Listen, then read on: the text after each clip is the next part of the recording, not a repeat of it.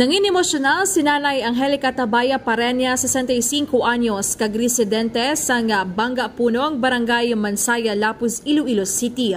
Matapos nga magpadulog ang K5 News FM team kag mapilian bilang benepisyaryo sang kampyon nga serbisyo para sa mga pigado.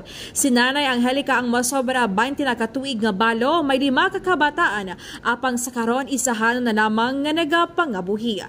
Wala sang trabaho o kung regular nga pangitan si Nanay Angelica. Tuman kabudlay kag pangasubo ang pangabuhi sang isa ka tigulang, apang nagapabilin ini nga positibo bangod luyag pa niya nga maglawig ang iyang kabuhi.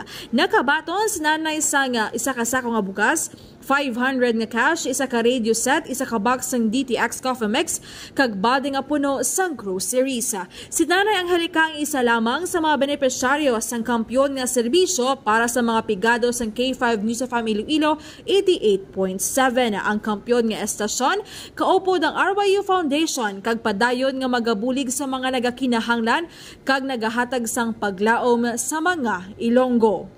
Puno sang kalipay kag pagpasalamat si Nanay Angelica sa iyang grasya nga nabato nagikan kay Dr. Ramil Uys kag sa K5 News FM Iloilo.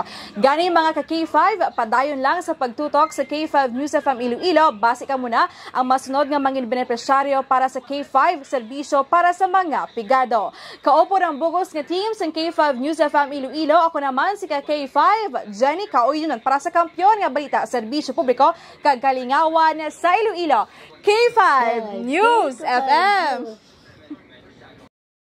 Ang ining balita ang ginadulong sa inyo sang DTX Coffee Mix. Himo sa natural nga sangka pareho sang amarkuso, chia seeds, sugared cane extract powder. DTX Coffee Mix. Nakakapi ka na, naka-detox ka pa. DTX Coffee Mix. Mabakal sa mga butika.